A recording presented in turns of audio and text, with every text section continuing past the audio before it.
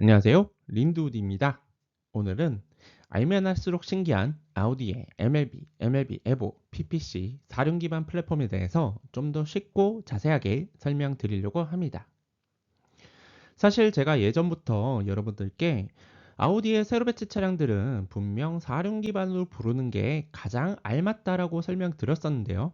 그리고 다양한 자료들을 제공을 해드렸었는데 그럼에도 불구하고 아직도 아우디의 새로 배치 차량이 사륜 기반이라고 이해가 안 되는 분들이 계신 것 같아서 오늘 완전히 최종판으로 자료를 정리해 보았습니다. 사실 전륜 기반, 후륜 기반 이런 얘기 자체가 한국에서만 쓰는 용어이기도 하고 그리고 그렇다면 아우디를 사륜 기반으로 불러도 전혀 무리가 없지 않나 라는 생각도 들고요. 특히 우리나라에서는 전륜 기반이라는 차량들은 대체로 가격이 저렴한 차량을 뜻하기 때문에 그런 인식이 있잖아요, 솔직히. 그래서 프리미엄 브랜드인 아우디의 특히 세로 배치 차량은 사륜 기반으로 표현을 하는 것이 아우디의 이 퀄리티, 아우디 차량의 혹은 아우디 브랜드에 가장 걸맞는 표현이 아닌가라는 생각을 가지고 제가 항상 사륜 기반이라는 얘기를 드렸었는데 오늘 그 근거에 대해서 명확하게 여러분들께 설명드릴 수 있는 가장 최종판 자료를 오늘 드려보도록 하겠습니다. 자, 일단 먼저 자동차 플랫폼에 대해서 한번 간략하게 설명드리고 넘어가도록 하겠습니다. 자동차 플랫폼, 사전에 뭐라고 나왔는지 한번 볼까요? 서스펜션과 차량의 심장 역할을 하는 동력 장치, 엔진과 변속기죠. 엔진과 변속기의 배치, 그리고 중량 배분, 무게 중심, 자동차의 핵심 요소를 결정하는 차체 구조물, 주행 성능과 연비, 승차감, 안정성, 내부 공간, 디자인 등 제품의 경쟁력을 높이는 데 가장 중요한 부분이다. 보통 자동차 플랫폼은 풀 체인지가 되면 플랫폼이 바뀌고요. 이 풀 체인지가 될 때마다 자동차 플랫폼이 바뀌면서 엔진의 배치가 조금 달라지기도 하고 물론 대부분은 가로 배치, 세로 배치 크게 바뀌진 않습니다. 그리고 중량 배분, 무게중심 이런 것들은 좀 바뀌기도 하죠. 그리고 비틀림 강성이 바뀌기도 하고요. 더 좋아지죠.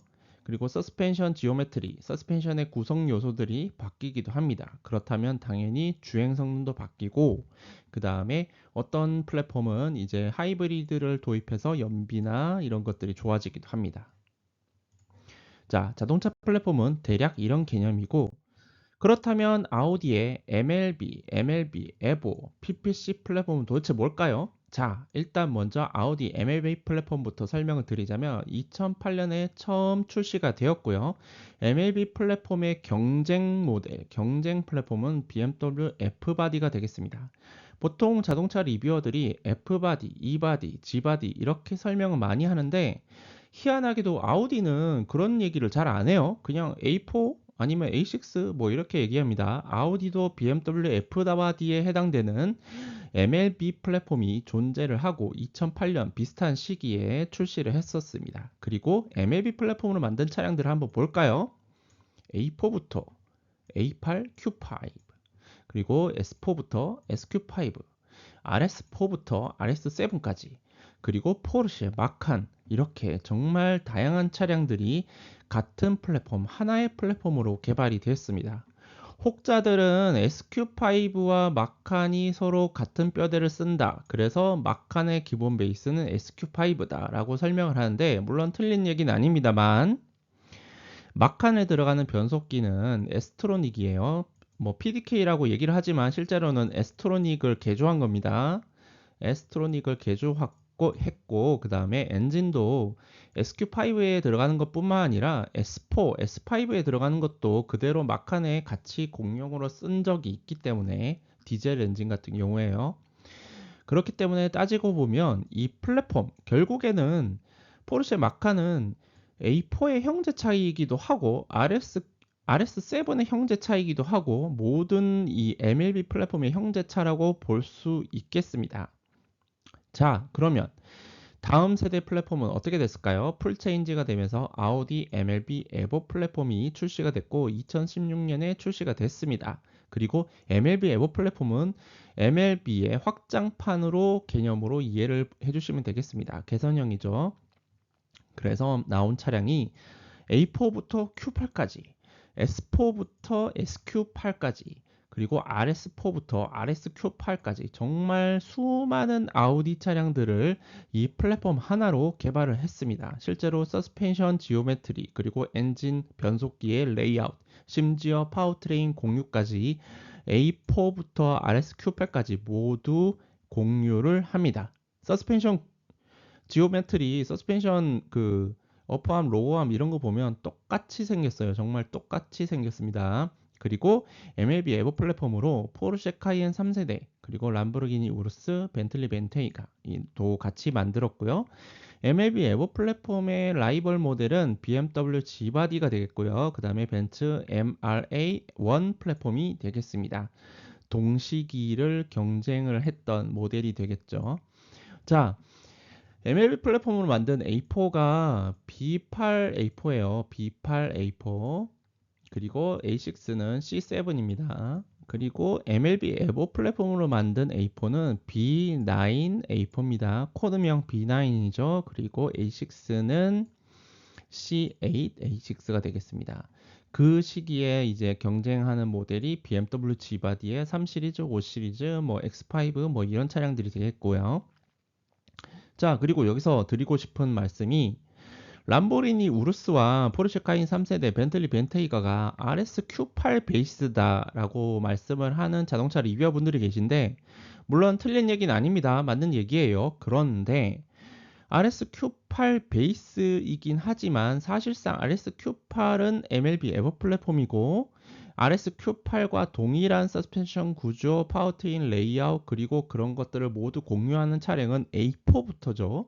그렇다면 엄밀히 따지고 보면 람보르기니 우루스의 형제차는 RSQ8부터 A4까지 모든 차량이 전부 다 형제 차량입니다. 네, 그건 좀 이따가 왜 그런지 설명드릴게요. 자, 그리고 아우디의 가장 최신 플랫폼이 드디어 나왔습니다. MLB 에보의 확장판으로 볼 수 있겠고요. 아우디의 PPC 플랫폼 2024년 올해 이제 공개가 됐고요. 지금 신형 아우디, 풀 체인지된 아우디 A5, 신형 A5, S5, B10A5죠. B10A5 차량이 PPC 플랫폼으로 만들어졌고요.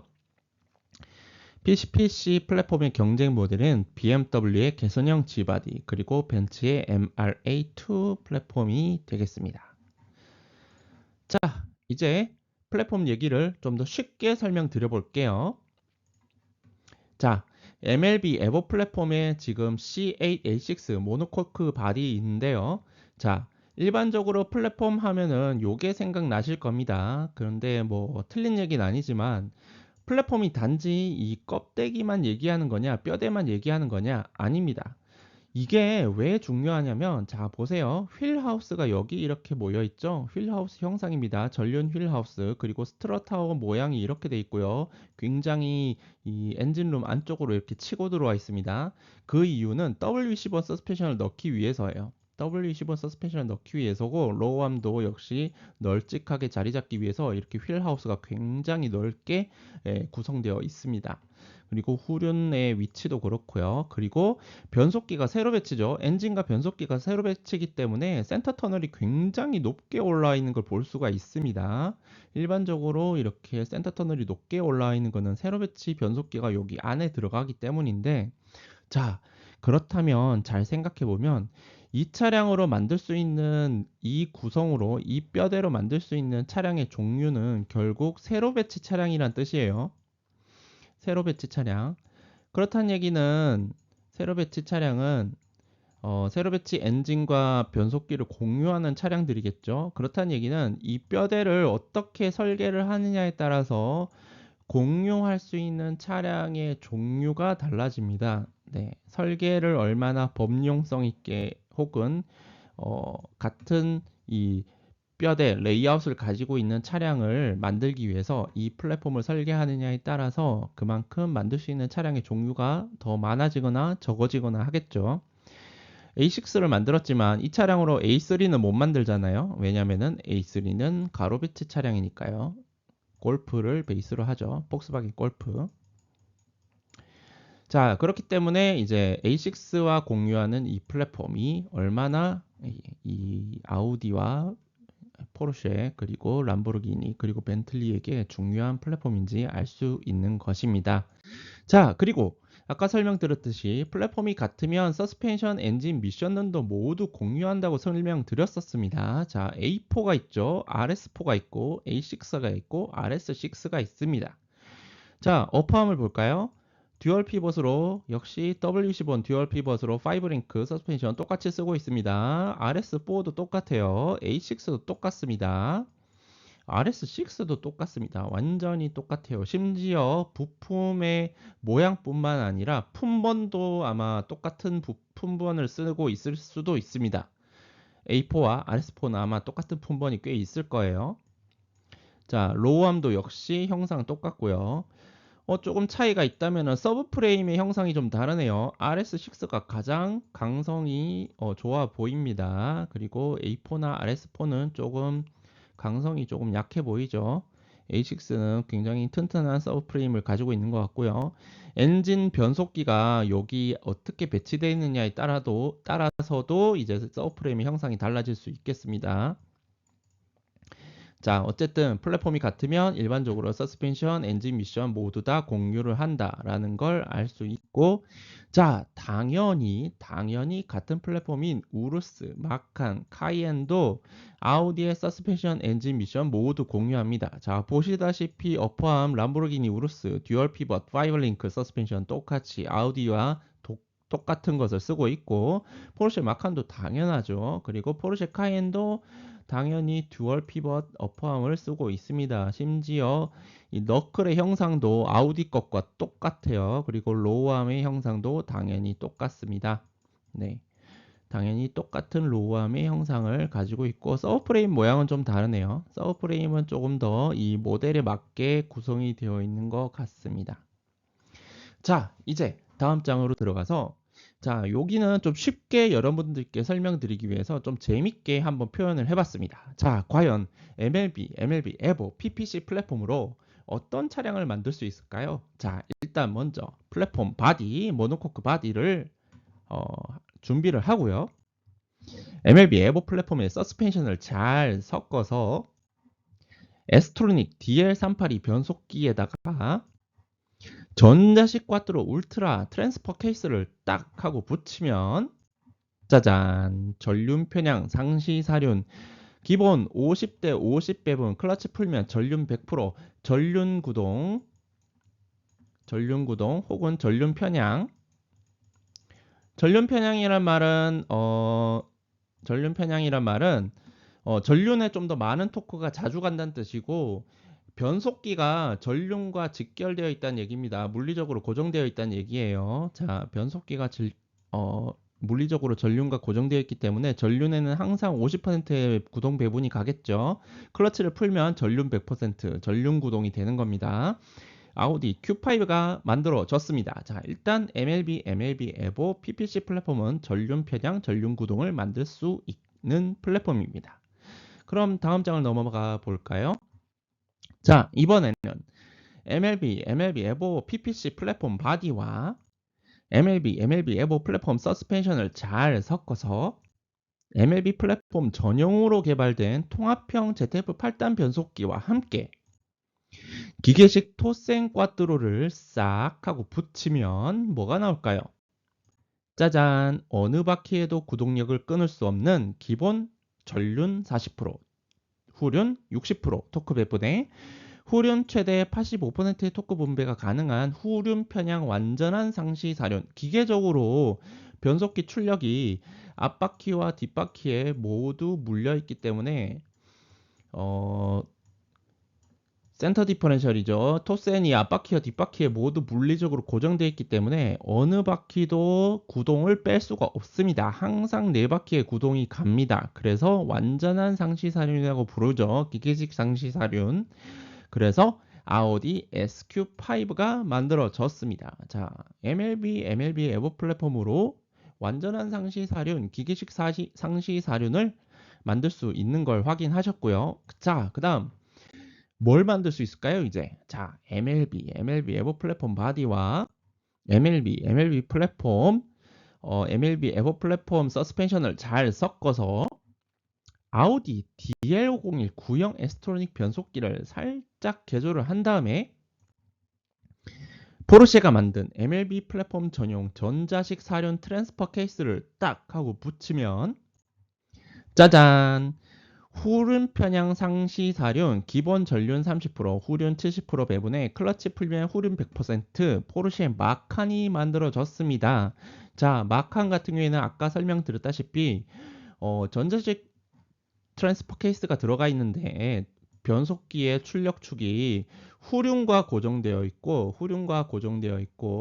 전륜은 다판 클러치로 토크 배분을 하기 때문에 말 그대로 후륜입니다. 후륜 구동이 만들어지게 됩니다. 네, 재밌죠? MLB 플랫폼, MLB 에버 플랫폼, PPC 플랫폼 같은 플랫폼인데 전륜도 만들어지고 후륜도 만들어지고 기계식 사륜도 만들어집니다. 세 가지를 다 만들 수 있네요. 전륜 구동도 만들 수 있고 후륜 구동도 만들 수 있고 기계식 사륜도 만들 수 있어요.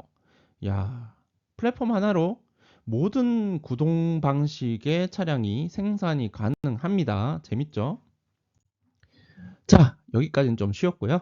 이제 조금 더 딥하게 들어가 보겠습니다. 자, 일반적인 세로 배치 변속기는 이렇게 생겼습니다.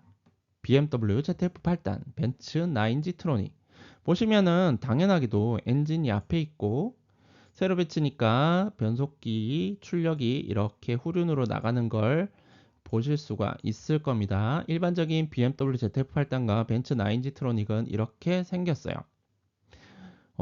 보시면은 후륜으로 나가는 출력축만 있기 때문에 당연히 후륜 구동을 베이스로 만들었다는 걸 아실 수가 있겠죠. 전륜으로 나가는 구동이 사륜 구동이 만들어지려면 TC가 여기 붙어서 풀업 샤프트, 전륜 샤프트가 이렇게 옆으로 빠져야 됩니다. 네. 이런 후륜 베이스의 사륜들은 옆으로 이렇게 구동이 빠져야 돼요. 그리고 전륜 디퍼런셜이 이렇게 붙습니다. 자, 그런데 아우디는 한번 볼까요? 아우디의 세로 배치는 자, ZF8단의 구성과 조금 비슷하지만 아우디의 ZF8단이에요. 그런데 자세히 보시면 센터 디퍼런셜 사륜 분배 장치가 여기 뒤에 붙어 있고 출력축이 이렇게 들어가면 전륜 쪽으로 이렇게 출력을 나눠주는데 전륜 샤프트와 전륜 디퍼런셜이 변속기랑 같이 통합되어 있네요. 통합형 변속기입니다. 자, 아우디 에스토닉도 볼까요?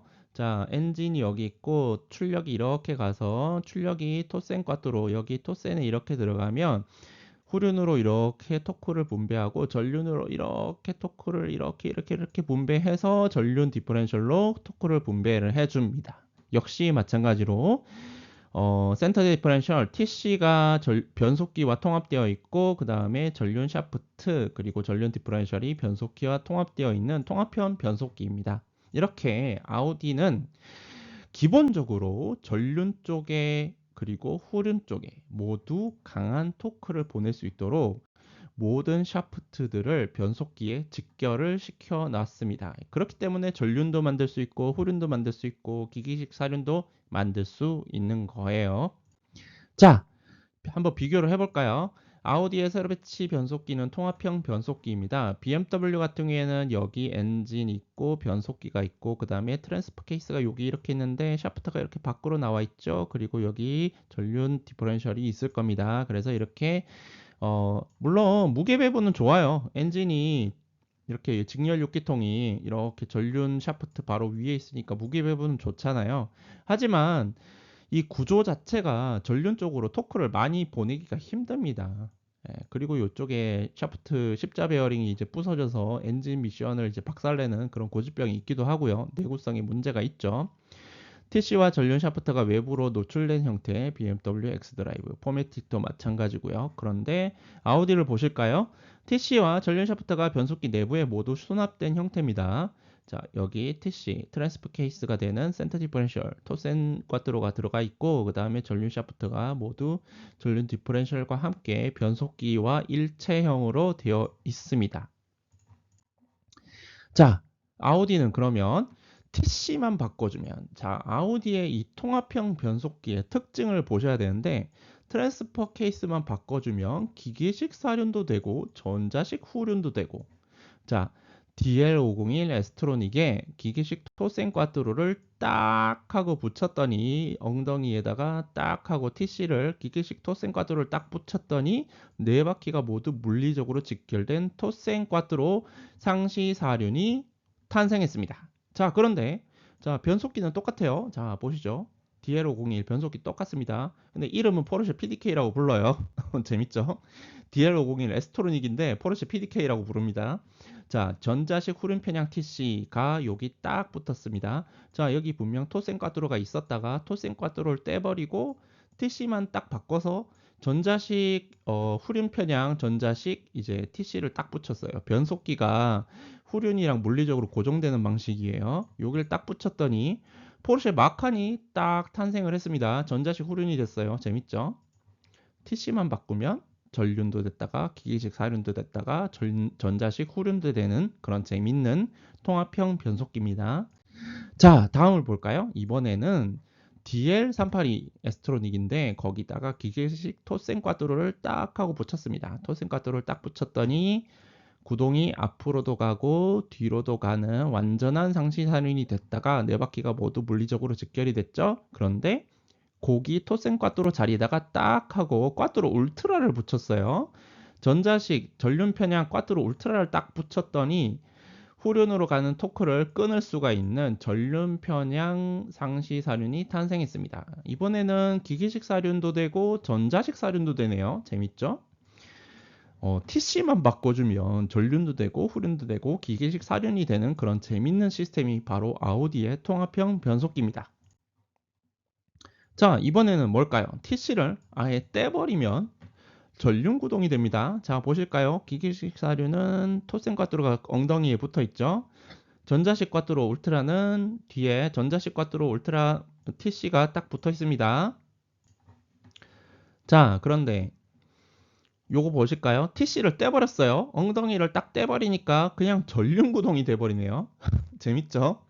전륜 구동 에스트로닉이 이렇게 만들어지는 겁니다. 요 엉덩이에 뭘 붙이냐에 따라서 이 기계식도 됐다가 전자식 전륜 편향 전자식도 됐다가 전륜 구동도 되고 아주 재밌는 시스템입니다. 정말 어떻게 보면 이 기계공학을 전공하시는 자동차 공학을 전공하시는 분이 보시면은 야, 기가 막히다. 이런 소리가 저절로 나오는 그런 어떻게 보면 기술이에요. 아, 진짜 이 하나로 모듈화를 완벽하게 시켜서 변속기, 통합형 변속기에 모듈화를 시켜서 이 전륜과 후륜과 그다음 그 상시 사륜, 기계식 상시 사륜 모두를 만들어낼 수 있는 그런 시스템이 되겠습니다. 자, 제가 간단하게 구조를 그림으로 한번 그려 보았는데요. 기계식 토센 꽈뚜로 같은 경우에는 미션에서 나온 출력이 이렇게 먼저 센터 디퍼런셜 안으로 들어가서 이렇게 안에 있는 센터 디퍼런셜의 하우징을 먼저 돌립니다. 여기 헬리컬 기어예요. 헬리컬 기어, 헬리컬 기어, 헬리컬 기어가 회전을 하겠죠. 회전을 막 하면 기계적으로 후륜과 전륜이 물려 있으니 전륜과 후륜의 토크를 똑같이 동시에 배분하는 게 기계식 토센 꽈뚜로입니다. 자, 이번엔 전륜 편향 한번 볼까요? 전자식 꽈뚜로 울트라 어떻게 되어 있을까요? 자, 미션 축이 똑같이 있다가 그대로 전륜에 직결이 됩니다. 이번에 후륜까지 구동 토크를 안 보내네요. 센터 디퍼렌셜이 아니라 전자식 꽈뚜로기 때문에 자, 전륜 샤프트가 보시면은 전륜 샤프트가 연결되어 있는 곳이 클러치 팩이에요. 클러치 팩 케이스. 그리고 여기 클러치, 습식 클러치가 이렇게 들어가 있고 습식 클러치가 체결이 되면 후륜과 토크가 연결됩니다. 그러면은 후륜으로 토크를 보냈다가 클러치 팩을 풀면 후륜으로 가는 토크가 아예 빠지겠죠. 그러면 전륜 구동이 되는 겁니다. 요게 바로 전자식 꽈뚜로 울트라고요. 이번에는 포르쉐 마칸을 볼까요? 아까도 설명드렸다시피 DL501 에스트로닉이 포르쉐 마칸 변속기예요. 아우디랑 똑같은 변속기 쓴다고 말씀드렸습니다. 그렇기 때문에 미션 축은 똑같아요. 똑같이 출력이 나와서 이번에는 쭉 출력이 들어가서 후륜에 직결이 됩니다. 후륜에 직결이 돼요. 후륜과 고정이 물리적으로 고정이 된 상태에서 후륜과 전륜의 클러치 팩이 이렇게 구성이 되어 있고, 후륜이 회전을 하고 후륜은 물리적으로 고정되어 있으니까 무조건 후륜으로 100% 가겠죠. 그런데 클러치 팩이 체결이 되면 전륜으로 토크를 조금 나눠주는 형태가 바로 포르쉐 마칸의 TC가 되겠습니다. 진짜 재밌네요. 이 모듈만 바꾸면, 이 트랜스퍼 케이스 이 모듈만 바꿔주면 전륜도 되고 후륜도 되고 기계식 사륜도 되는 아주 재밌는 시스템이 바로 이 사륜 기반 플랫폼의 통합형 변속기가 되겠습니다. 자, 조금 더 자세히 이번엔 아우디에서 이 공식 자료가 있어요. 아우디에서 이제 셀프 스터디 프로그램이라는 유료 자료입니다. 유료 자료라서 이 내용을 다 지금 이미지를 다 퍼오진 못하고 일부만 퍼왔어요. 왜냐하면 라이센스가 있기 때문에. 어쨌든 전륜과 전륜 편향은 어떻게 만들어지느냐, 아까도 설명드렸지만 미션 축에서 이렇게 나와서 전륜 샤프트와 직결이 되죠. 전륜 샤프트와 100% 고정이 되고, 전륜 샤프트는 클러치 팩에서 습식 클러치를 통해서 전륜은 무조건 100%의 구동을 보내고, 후륜은 토크를 조금 이 클러치를 얼마나 강하게 체크를 하느냐에 따라서 후륜 쪽에 토크를 나눠준다 라고 보시면 되겠습니다. 자, 그림을 볼까요? 이건 진짜 이 전자식 꽈뚜로예요. 전자식 꽈뚜로 그림이에요, 이거. 자, 여기 미션 축이 이렇게 연결이 되어 있을 겁니다. 그래서 요게 전륜 샤프트예요. 전륜 샤프트가 혼자 들어가죠. 혼자 들어가고 클러치 팩이 이렇게 있습니다. 클러치 팩이 이렇게 있고 습식 클러치가 여기 이렇게 있네요. 자, 클러치가 이렇게 있고 요게 후륜 샤프트인데, 후륜 샤프트가 이렇게 안쪽으로 물리면서 클러치가 꽉 눌리면 토크를 후륜으로 나눠주는 겁니다. 전륜이. 이런 방식이 전자식 꽈뚜로 울트라고요. 그 다음에 후륜 편향, 포르쉐 마칸 걸 볼까요? 후륜 편향. 자, 아까도 설명드렸죠? 포르쉐 마칸은 미션에서 출력이 나와서 일단 후륜으로 갑니다. 후륜으로 가서 후륜과 직결이 돼요. 그래서 후륜이 100% 구동입니다. 후륜 100% 구동이었다가 이번엔 클러치 팩이 이렇게 있는데, 클러치 팩을 꽉 체결을 하면 구동을 전륜으로 조금 나눠 주는 겁니다. 바로 이게 후륜 편향, 후륜 방식의 포르쉐 마칸 방식이고, 자, 요게 포르쉐 마칸의 변속기 엉덩이인데, 보시면은 요 그림처럼, 자, 요게 후륜과 연결되는 변속기 출력축이에요. 변속기 출력축이고, 요 파란색이 전륜 샤프트입니다. 전륜 샤프트로 연결돼서 이렇게 연결이 되겠죠. 전륜 쪽으로 연결이 되겠죠. 자, 그러면 이제 여기 클러치 팩에 여기 홈이 있잖아요. 요 홈이 바로 전륜과 연결돼요. 그리고 여기는 후륜으로 이제 향하는 샤프트겠죠.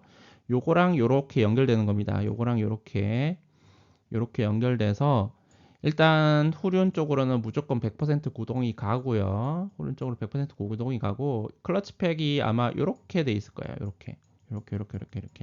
그래서 클러치 팩이 꽉 체결을 하면 여기 이 후륜 샤프트와 이 클러치 팩이 서로 이제 클러치 팩이 마찰을 하면서 토크를 전륜 쪽으로 이렇게 나눠주게 되는 겁니다. 그래서 100% 후륜 구동차가 되는 거죠. 자, 그 다음은 마지막. 자, 그 다음 마지막 기계식 사륜. 기계식 사륜을 한번 볼까요? 기계식 토센과트로는 아까도 설명드렸지만 미션 축에서 이렇게 출력이 나오면 후륜으로 가는 것도 아니고 전륜으로 가는 것도 아니에요. 일단은 센터 디퍼런셜의 토센의 헬리컬 기어로 먼저 구동이 갑니다. 먼저 구동이 가요. 먼저 구동이 갔다가 헬리컬 기어가 회전을 막 하면, 이렇게 막 하고 있으면 여기서 이제 추력이 생겨요. 이렇게 스러스트 추력이 생기면서 이제 이쪽으로 더 붙으면 후륜으로 토크가 더 많이 가게 되고요. 이쪽으로 더 붙으면 전륜 쪽으로 토크가 많이 가게 됩니다. 요거는 제가 예전에 한번 설명드린 영상이 있을 텐데 그거를 따로 봐주시면 되겠습니다. 어쨌든 이 기계식 토센 꽈트로는 구동 출력이 전륜으로 가는 것도 아니고 후륜으로 가는 것도 아니고 일단은 먼저 센터 디퍼런셜로 먼저 갑니다. 그래서 센터 디퍼런셜이 먼저 출력을 받아서 전륜과 후륜에 기계적으로 고정적으로 이 토크를 배분하고 있다. 자, 이제 그림을 한번 볼게요. 요게 미션 출력이에요. 미션 출력이 이렇게 안으로 들어가죠. 들어가서 센터 디퍼런셜 토센의 안쪽을 이렇게 잡고 돌립니다. 이 하우징 전체를 돌려요. 그리고 여기 헬리컬 기어가 있죠. 헬리컬 기어를 또 돌립니다. 헬리컬 기어를 돌리면 자, 전륜 쪽으로 또 기어가 이렇게 연결되어 있죠. 요게 색깔을 바꿀게요. 자, 요게 전륜이 이렇게 연결되어 있어서 전륜 샤프트가 이렇게 연결되어 있을 겁니다. 그러면 이제 전륜 쪽으로도 토크가 가고 그 다음에 후륜도 이렇게 연결되어 있죠. 후륜도 이렇게 연결되어 있어서 자, 그러면 보면은 토크가 이렇게 안으로 먼저 들어와서 센터 디퍼런셜에 이 하우징을 먼저 돌리고 토크를 이렇게 앞뒤로 동시에 토크를 앞뒤로 동시에 나눠 주는 겁니다. 기계식 사륜은 전륜이 전륜 전륜이 기계식 사륜은 전륜과 후륜이 모두 고정되어 있어요. 그냥 아예 분리 자체가 안 됩니다. 토크를 네 바퀴에 무조건 다 보내요. 그래서 연비가 안 좋죠. 기계식 사륜이 연비가 안 좋은 이유가 바로 이겁니다. 네 바퀴 어디에도 토크를 끊을 수 없다라는 점이고요. 자, 이렇게 MLB 에보 그리고 PPC 플랫폼이 왜 사륜 기반인지 보시면은 어떤 종류의 상시 사륜, 전륜이든 전륜 편향이든 후륜이든 후륜 편향이든 기계식 토센이든 뭐 어떤 방식의 사륜 구동을 모두 개발 가능한 그런 다재다능한 플랫폼이 바로 MLB 에보, PPC 플랫폼이 되겠습니다. 말 그대로 사륜 구동을 위해 개발된 플랫폼이에요. 진짜 어떤 종류의 사륜 구동도 만들어낼 수 있고 그 와중에 사륜 구동 성능도 뛰어나요. 물론 이 엔진이 앞으로 튀어나온 어쩔 수 없이 이 전륜 프론트 엑셀이 이 변속기와 고정되어 있기 때문에 어쩔 수 없이 엔진이 조금 앞으로 튀어나와 있는 그런 단점이 있어요. 그건 분명한 단점이에요. 하지만 이제 스포티한 아우디나 스포티한 포르쉐 마칸, 카이엔 이런 차들을 보면 이제 또 재밌게도 후륜에다가 LSD를 전자식 LSD를 넣어서 그 단점을 상쇄를 시킵니다.